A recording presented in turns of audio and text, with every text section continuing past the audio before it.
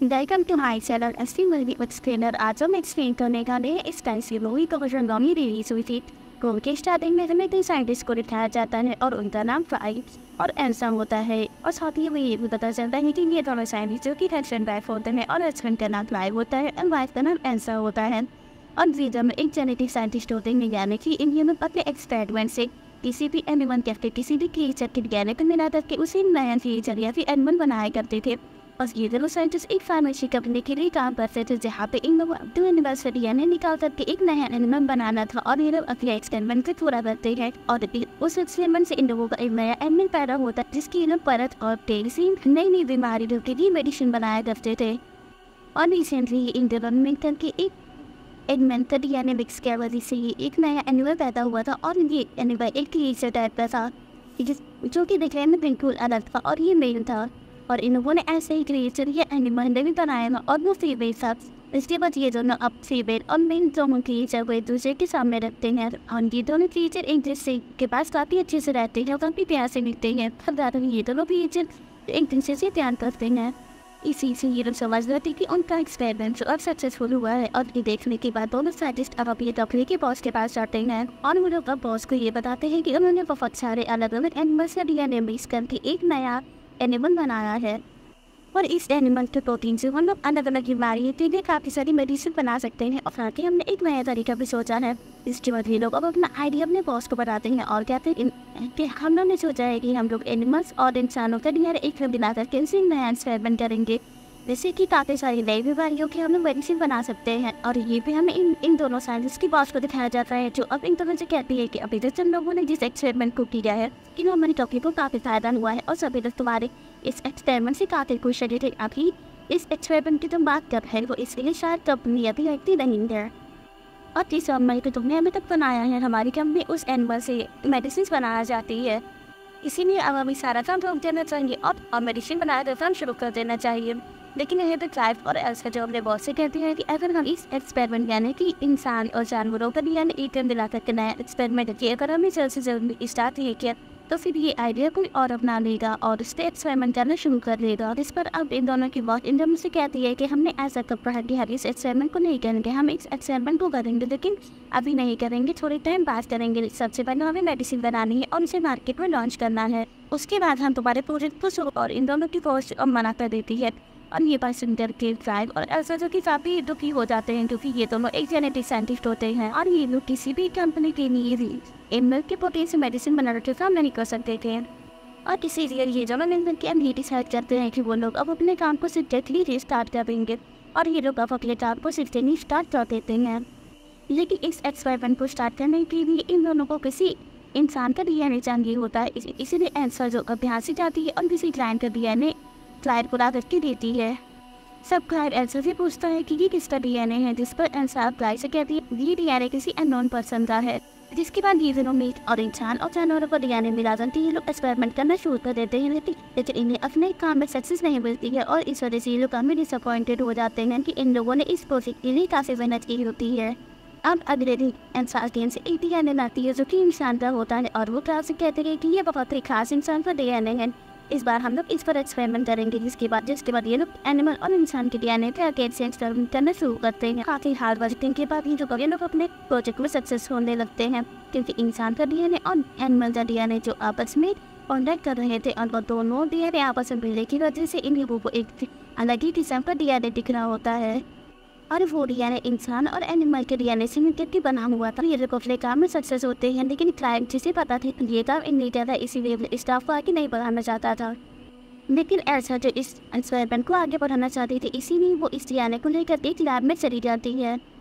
और इस लैब में काफ़ी सारी मशीनें होती है। यहीं पे एक मशीन ऐसी होती है जिसमें इंसान और जानवर ज़्यादा हम डीएनए डालते हैं तो फिर उसमें से एनिमल या फिर क्रिएचर निकलना शुरू हो जाते हैं। यानी कि इस मशीन के अंदर फोन भी नया एनिमल या फिर क्रिएचर इंक्रीज होता रहता था। जिसके बाद एल्सा अब उस मशीन के अंदर इसी डीएनए को डाल देती है। वहीं पे क्लाइंट फिर अब एल्सा से कहता है कि ये काम हम लोग अच्छा नहीं कर रहे हैं क्योंकि पहले हमने इस डीएनए को बनाया और फिर इसे हम मार रहे हैं। जिस पर एल्सा अब बैग से कहती है कि ऐसे नहीं है, धरती में बहुत सारे लोग जो रोज पैदा होते हैं और डेली मरते रहते हैं और हो सकता है कि हमारे इस एक्सपेरिमेंट से किसी की जान बचाए, इसीलिए क्लाइंट भी अब एल्सा की बात मान जाता है।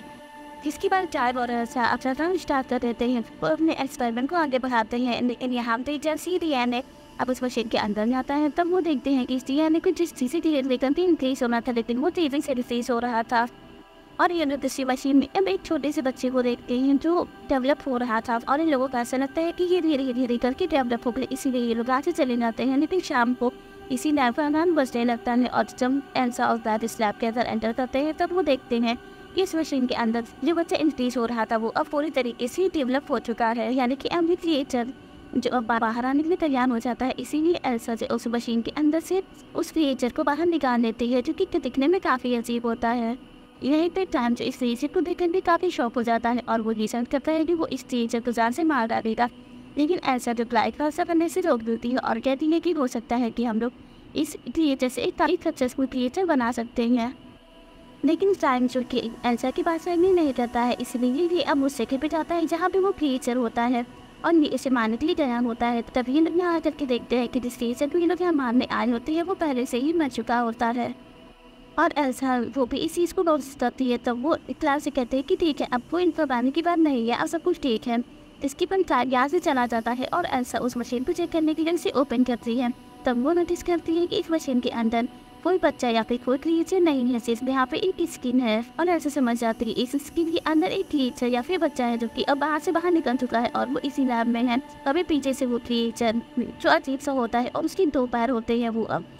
ऐसा के ऊपर अटैक करने लगता है। वही बाहर हम फ्लाइट को देखते हैं जो अब ये देख लेता है कि उस लैब के अंदर एक क्रिएचर है।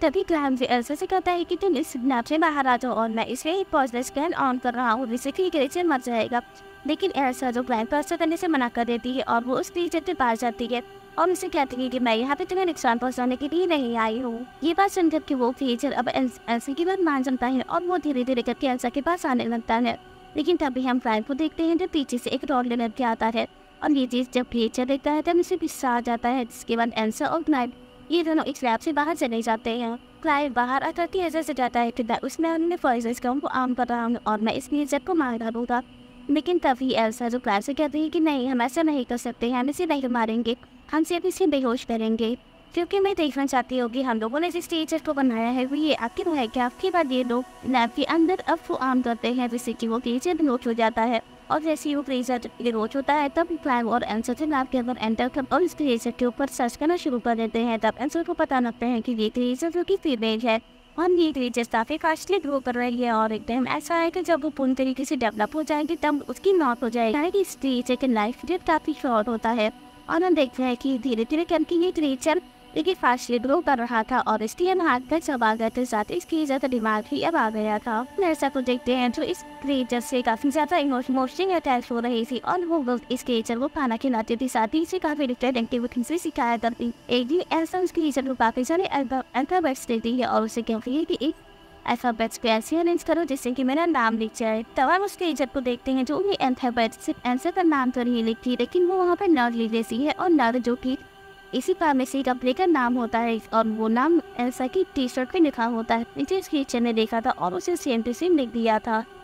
और ये चीज़ देख करके एल्सा काफ़ी ज़्यादा खुश होती गई क्योंकि वो समझ गई थी कि अब ये क्रिएचर काफ़ी सारी चीज़ों को पिक कर रहा है और वो काफ़ी खुश होती गई। तभी यहाँ पे क्लाइव आ जाता है जो इस क्रिएचर को बिल्कुल पसंद नहीं करता था और वो अब एल्सा से कहता है इस क्रिएचर को बंद करो, इसे बाहर किसने निकाला है और साथ ही इसकी टेल भी नहीं दिखनी चाहिए। तब हम इस क्रिएचर की टेल देखते हैं जो कि काफ़ी लंबी होती है। यही से एल्सा से कहती है तुम इसे क्रिएचर या फिर कोई जानवर मत कहो, जिस पर क्लाइव एल्सा से कहता है कि तो फिर मैं इसे क्या कहूँ। तब एल्सा क्लाइव से कहती है कि इसे ट्रेन कहो क्योंकि अभी इसने मेरे टी-शर्ट पे नर्ड लिखा हुआ देखा है जिसे उसने स्टेप मशीन बनाया है और नर्ड को उल्टा करने से ट्रेन बनता है। आज इस क्रिएचर का नाम ट्रेन है। अब हम एक दिन साइफ के भाई को देखते हैं जो और वो भी अब ट्रेन को देख लेता है और उसे अब ट्रेन की सारी तैयारी की पता चल जाती है। अब एल्सा और क्लाइव जो कि ट्रेन को यहाँ पे नहीं रह सकते थे इसीलिए वो लोग अब ट्रेन से फार्म हाउस में भेज देते हैं और अब फाइनली वो दिन आ जाता है जिससे क्लाइव और एल्सा को अपनी प्रेजेंटेशन देने से पूरी कंपनी वालों के सामने, जहाँ पे ये दोनों अब स्टेज पे जाते हैं और अपने प्रेजेंटेशन देने के लिए अपने बने हुए एक्सपेरिमेंट यानी कि वही दोनों क्रिएचर जिसे इन दोनों ने काफ़ी सारे एनिमल्स और क्रिएचर का डीएनए मिला करके बनाया होता है। और वो दोनों मेल और फीमेल क्रिएचर होते हैं। जब ये लोग सभी के सामने उन दोनों क्रिएचर को लाते हैं तब ये दोनों क्रिएचर एक दूसरे से फाइट करने लगते हैं। जब एल्सा और क्लाइव ने इन्हें बनाया था तब ये दोनों फीमेल और मेल क्रिएचर जो एक दूसरे को काफ़ी पसंद करते थे, लेकिन अचानक से ये दोनों क्रिएचर फाइट करने लगते हैं और फाइट होने की वजह से इन दोनों क्रिएचर की मौत हो जाती है। अब क्लाइव और एल्सा ये चीज़ें करके काफ़ी डिसअपॉइंटेड हो जाते हैं, जिसके बाद कंपनी का बॉस अब इन दोनों से पूछता है कि आखिर इन दोनों क्रिएचर के लड़ने की वजह क्या थी। इस पर क्लाइव और एल्सा अपने बॉस को बताते हैं कि जब हमने इन्हें बनाया था तब ये दोनों फीमेल और मेल थे, लेकिन जब ना इन दोनों क्रिएचर को आप लोगों के सामने लाए तब इस वजह से मेल क्रिएचर जो अपना जेंडर किसी भी समय चेंज कर सकता था और उस समय उसने अपना जेंडर चेंज करके फीमेल बन गया था, जिसकी वजह से इन दोनों में फाइट हुई और इन दोनों क्रिएचर की मौत हो गई। लेकिन इस चीज़ का पता क्लाइव और एल्सा को नहीं लगता, क्योंकि जब मेल क्रिएचर अपने जेंडर को चेंज कर रहा था तब ये लोग अपने देश से एक्सपेरिमेंट यानी कि ड्रेन को बनाने में बिजी थे, इसलिए क्लाइव और एल्सा इन दोनों क्रिएचर के ऊपर ध्यान नहीं दे पाए थे। अब हम ड्रेन को देखते हैं जिसकी पर एल्सा होती है और ड्रेन और काफ़ी बड़ी हो गई थी। एल्सा जो ड्रेन को एक बच्चे की तरह प्यार करती है और इसे काफ़ी अच्छे से रखती है। कि ऐसा होता है कि ड्रेन जो अब खिड़की से कूद करके जंगलों की तरफ भाग जाती है और अब क्लाइव और एल्सा जो ड्रेन को ढूंढने के लिए जंगलों में बताते हैं और जब ये लोग ड्रेन को ढूंढते हैं तब वो नोटिस करते हैं कि एक रैबिट को मार दिया है और उसे खा रही है। ये लोग अब ड्रेन को लेकर के अगेन से फार्म हाउस में आते हैं और एल्सा जो अब ड्रेन को खाना खाने के लिए देती है, लेकिन वो खाना नहीं खाती है। मैं इस बोर्ड की जगह पर रह के काफ़ी बोर हो गई हूँ और ये चीज़ ड्रेन अपने मुँह से नहीं कहती है, जबकि वो उन अल्फ़ाबेट की मदद से टेबल पर ही लिख देती है और वो TDS लिखती है। और TDS का ही मतलब ये होता है कि वो यहाँ पे अब काफ़ी बोर हो गई है, जिसके बाद ड्रेन अच्छा फाड़ देती है और वहाँ से निकल कर के टेरेस पे चली जाती है। क्लाइव और एल्सा जो ड्रेन के पीछे जाते हैं और वो नोटिस करते हैं कि ड्रेन की अब फ्राइज निकल आई हैं और वो उन्हीं फ्राइज की मदद से उड़ने वाली होती है। तभी क्लाइव जो ड्रेन को आवाज़ देता है और उससे कहता है कि रुको, हम तुमसे प्यार करते हैं, हमें तुम्हारी ज़रूरत है और हम तुम्हें अपने साथ रखना चाहते हैं। तभी हम देखते हैं कि ड्रेन की जो फ्राइज होती है वो अब वापस से अंदर चली जाती है और ड्रेन जो असमझदार हो गई अच्छी अब अच्छी बुरे की बातें सारी समझ में आने लगती है। इसीलिए ड्रेन हम सीधे क्लाइव के पास जाती है और उसे हक कर लेती है। अब हम कुछ दिन बाद का टाइम देखते हैं जब हम ड्रेन को देखते हैं जिसे एक बिल्ली मिलती है, लेकिन एल्सा जो ड्रेन से इस बिल्ली को ले लेती है और उसे ऐसा लगता है कि अगर ये बिल्ली ड्रेन के पास रहेगी तो फिर वो उसे खा ना जाए, और जिसके बाद हमें कुछ अजीब सी चीज़ दिखाई देती है। हम ड्रेन को देखते हैं जिसे अब क्लाइव अच्छा लगने लगा था और ये चीज़ कभी क्लाइव समझ आता है कि ड्रेन के अंदर हमें जिस इंसान का रियली रहना था किसी और इंसान का नहीं कि खुद एल्सा का ही था। और इसी वजह से क्लाइव जो अब एल्सा से काफ़ी गुस्सा करता है, वो उसे नहीं अच्छा लगता है कि एल्सा ने अपना DNA ड्रेन के अंदर डाला था। अब हम थोड़ी दिन बाद करते हैं एल्सा को ड्रेन से प्यार कर नहीं खत्म हो रहा था, इसीलिए एल्सा अब ड्रेन के पास उस बिल्ली को छोड़ देती है। वहीं हम ड्रेन की टेल को देखते हैं जो काफ़ी नोकदार हो और ड्रेन अपनी नोकदार टेल से इस बिल्ली की गर्दन पे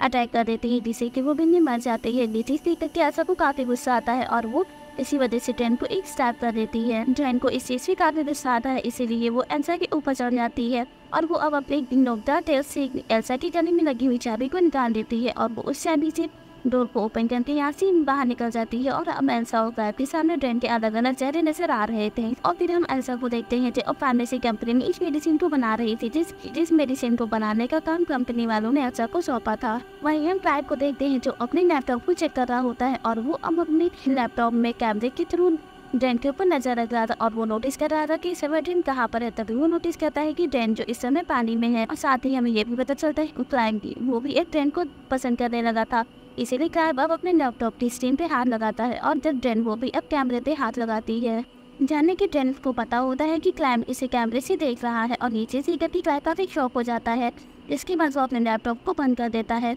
और एक दिन क्लाइव अब उसी फार्म हाउस पे आया था जहाँ पे ड्रेन और क्लाइव जो फार्म हाउस पे आने के बाद ड्रेन को आवाज़ ही रहा होता है, लेकिन उसे कहीं भी ड्रेन नजर नहीं आती है। तभी क्लाइव पीछे उड़ के देखता है और ड्रेन इसके पीछे ही खड़ी होती है। जिसके बाद ड्रेन अब क्लाइव के सर पे हाथ रखती है और उसे कहती है कि मुझे तुम अच्छे लगने लगे हो। जिस पर क्लाइव अब ड्रेन से कहता है कि नहीं, ये गलत बात है, तुम्हें ऐसा नहीं करना चाहिए। लेकिन हम क्लाइव को देखते हैं उसे भी अभी अब ड्रेन अच्छी लगने लगी थी, इसीलिए वो अपने फीलिंग्स को कंट्रोल नहीं कर पाता है। ये दोनों अपना टाइम स्पेंड कर रहे होते हैं, तभी हम देखते हैं कि यहाँ पे एल्सा आ जाती है और वो इन दोनों को साथ में देख कर काफ़ी ज़्यादा परेशान हो जाती है। उसे ये चीज़ बिल्कुल नहीं अच्छा लगता है, इसीलिए एल्सा गुस्सा होकर के अपने घर आ जाती है। और ड्रेन की ट्रेन जिनकी काफ़ी लंबी होती है और काफ़ी नोकदार होती है, जिससे किसी को भी नुकसान हो सकता था। इसीलिए एल्सा अब ड्रेन को एक टेबल से मार देती है और उसकी ट्रेन को काट देती है। इसके बाद हम क्लाइव और एल्सा को देखते हैं उन्हें अब इस एक्सपेरिमेंट पे काफी बुरा लग रहा था और इन लोग सोच रहे होते हैं कि इस क्रिएचर को नहीं बनाना चाहिए था। जिसके बाद एल्सा अब क्लाइव को बताती है कि जो प्रोटीन कंपनी वालों को चाहिए था वो प्रोटीन में बना चुकी हूँ और वो प्रोटीन ड्रेन के अंदर है और काफी ज्यादा क्वांटिटी में है। इसी वजह से ये लोग मिलकर ये डिसाइड करते हैं कि वो लोग अब ड्रेन को मार डालेंगे। जिसके बाद ये दोनों लोग अब ड्रेन के पास जाते हैं और ये लोग नोटिस करते हैं कि ड्रेन इसकी हालत काफी खराब है, वो पहले से ही मरने वाली थी। और देखते ही देखते अब ड्रेन की मौत हो जाती है और क्लाइव और एल्सा ड्रेन की डेड बॉडी को एक करीबी जगह पे जाकर के छुपा देते हैं। तभी हम यहाँ पे क्लाइव के भाई को देखते हैं और उसके साथ एक और इम्प्लॉय होता है और क्लाइव का भाई और साथ ही वो इम्प्लॉय ये दोनों बेसिक फार्मेसी कंपनी में ही काम करते थे। और क्लाइव का भाई जो अब एल्सा और क्लाइव के पास आता है और उनसे कहता है कि मुझे पता है कि तुम लोगों ने एक क्रिएचर बनाया है जो कि बिल्कुल इंसानों की तरह दिखता है और मुझे मालूम है कि तुम लोगों ने कंपनी को जो प्रोटीन दिया है उसमें इंसानों का भी डीएनए मिला हुआ है, इसलिए मैं अब तुम्हारे बनने हुए क्रिएचर को देखना चाहता हूँ। तो इस पर ऐसा भाई के भाई से कहती है कि लेकिन वो क्रिएचर तो अभी मर गया है और हमने इसे दफना भी दिया है। तभी हमें अब दूर से किसी की चिल्लाने की आवाज़ आ रही होती है और ये आवाज़ उसी जगह से आती है जहाँ पे इन लोगों ने ड्रेन को दफनाया था। इसीलिए अब ये उसी तरफ भागते हैं जहाँ पे इन्होंने ड्रेन को दफनाया हुआ था और वहाँ जाकर ये लोग देखते हैं कि ड्रेन तो वहाँ पे नहीं है। और तभी ये लोग ऊपर की तरफ नोटिस करते हैं और ड्रेन जो कि अब ऊपर की तरफ बैठी होती है और इस बार ड्रेन काफ़ी ज़्यादा पावरफुल और काफ़ी खतरनाक हो गई, तो दोबारा से जिंदा हो गई और साथ ही ड्रेन की अब वो प्राइस भी आ गई थी और साथ ही इसकी डे भी अब रीजनरेट हो गई, तो जिसे एल्सा में गिरफ्त कर दिया था। और ड्रेन अब एक सभी लोगों के ऊपर अटैक करने लगती है और अटैक होने की वजह से क्लाइव का भाई और उसके साथ आया हुआ इन दोनों की मौत हो जाती है और क्लाइव जो इसे कुछ सेक करके बेहोश हो जाता है। जिसके बाद ड्रेन अब एल्सा के पास आती है और हमें यहाँ पर पता चलता है कि ड्रेन ने भी अपना जेंडर चेंज कर दिया है क्योंकि उसके अंदर उस एनिमल का भी दिया है जो एनिमल अपना जेंडर चेंज कर सकते थे और इसी वजह से ड्रेन ने भी अपना जेंडर चेंज कर लिया था और वो अब मेल बन गए थे, इसीलिए वो अब एल्सा के पास आ गया था। और वही हम ड्रेन के पीछे फ्लैग को देखते हैं जिसके हाथ में एक लकड़ी होती है, वो उस लकड़ी को ड्रेन के अंदर कुछ चुभ हो देता है जिससे कि ड्रेन काफी ज़्यादा जख्मी हो गया था। इसी की ड्रेन अब एल्सा पे खो देता है और लेकिन तभी हम ड्रेन से देखते हैं जो उसके पीछे अपनी लकड़ी जो भी होती है हम उसे निकाल कर के क्लाइव को मार देती है और क्लाइव वहीं पे गिर जाता है और ड्रेन जो अब क्लाइव के जान से मारने की कोशिश कर रहा होता है, लेकिन तभी एल्सा एक बहुत बड़ा सा पत्थर उठाती है और वो अब ड्रेन के ऊपर मारने जा रही होती है, लेकिन तभी एल्सा रुक जाती है और वो कुछ सोचने लगती है और वो ये सोचती है कि इस क्रिएचर को हमने अपने खुद के डीएनए से बनाया था और अब हम इसे ही अपने हाथों से मारने जा रहे हैं। लेकिन वहीं पर ड्रेन इस मौके का फायदा उठाता है और वो अब अपने ही नोकदार से क्लाइव को जान से मार डालता है। इसीलिए एल्सा अगेन से इस पत्थर को उठा पा देती है, जिससे कि ड्रेन अब पूरी तरीके से मर जाता है। जिसके बाद हमें अब एल्सा को दिखाते हैं और उसके साथ उसकी बॉस होती है और हमें पता चल कि एल्सा कि अब बेबी होने वाला होता है और ये बेबी होता है ड्रेन का, क्योंकि ड्रेन ने अपना जेंडर चेंज कर लिया था। और ये भी हमें एल्सा की बॉस को दिखाते हैं जो अब एल्सा से कहती है क्योंकि तुमने हमारी कंपनी को दिया है यानी कि जिसमें इंसानों का भी डीएनए मिला हुआ था, उससे हम लोगों को काफ़ी बेनिफिट हुआ है। इसीलिए अब मेरी कंपनी ये चाहती है कि अब हम लोग तुम्हारे इस प्रोजेक्ट को आगे बढ़ाएंगे और नया एक्सपेरिमेंट करेंगे। एक्सपेरिमेंट ऐसा कि होने वाले बच्चे से ही स्टार्ट होना था। क्योंकि एल्सा ने अपनी जान पे खेल कर साथ ही अपने हस्बैंड को भी खो और उस साथी से अपने हस्बैंड को खोने के बावजूद इस कंपनी के लिए काफ़ी मेहनत की थी। इसीलिए अब ये फार्मेसी कंपनी एल्सा को काफ़ी सारा अमाउंट देती है और एल्सा जिसने अपना सब कुछ खो दिया था, लेकिन वो एक जेनेटिक साइंटिस्ट होती है, इसीलिए वो अपने इस रिसर्च को आगे बढ़ाना चाहती थी और इसी के साथ क्रेडिट हो जाती है। Thank you for watching.